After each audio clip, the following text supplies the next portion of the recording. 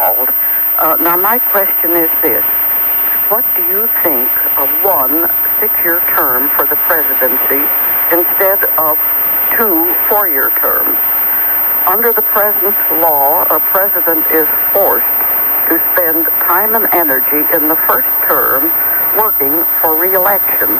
Unfortunately, this year, sooner than usual. I agree with you.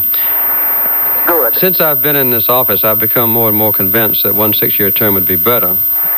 Yes. We have too much of an emphasis by the news media, in my opinion, on political motivations of a president almost as soon as a president takes office.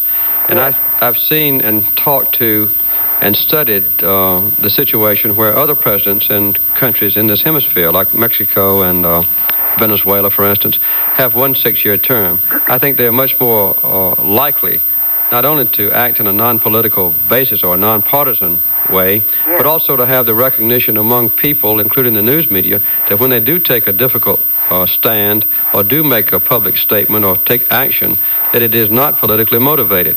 And I think the injection of politics so early in the election year already, as a matter of fact, is unfortunate.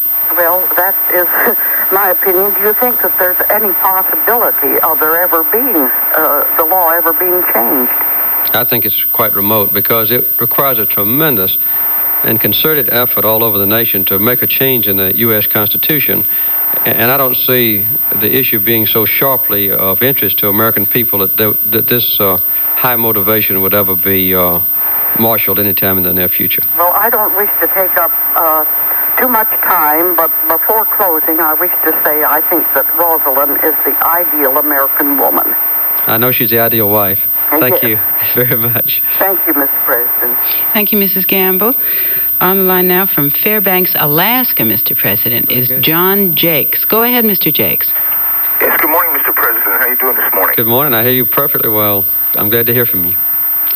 Well, Mr. President, I have an Alaskan question to ask you. With your imposition of the Antiquities Act and the National Monuments a year ago, yes, you have locked up a few acres, matter of fact, millions of acres of land here in Alaska and taken its control away from the state government. No, that's not... Go ahead. I was wondering, with the energy crisis, we can't explore on this land and there's no way that we can explore on this land. I was wondering why you have taken the control, state control, and put it in the federal government's hands. Well, I think you've got it a little bit backwards, John. This is not state land that we've taken away from the state of Alaska. This is federal land that we're retaining for the use of all Americans.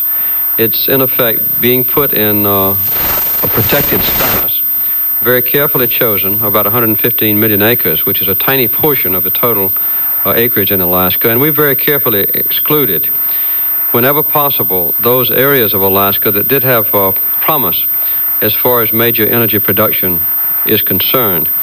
As you know, Alaska has become a great oil-producing state, natural gas-producing state, which we hope to bring down to our country through a new gas line, and obviously has other minerals of value as well.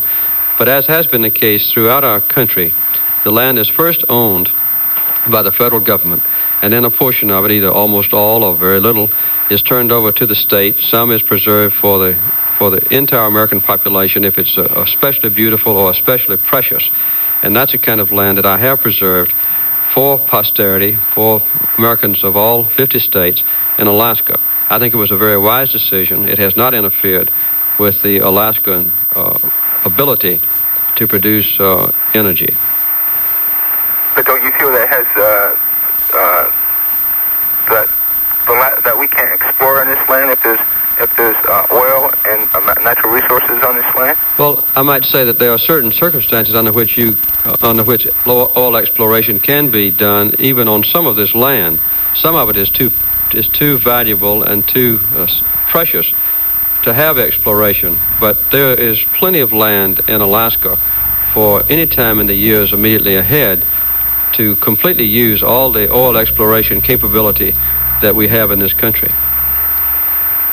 Okay, thank you, Mr. President. Thank you, John. Thank you, Mr. Jakes.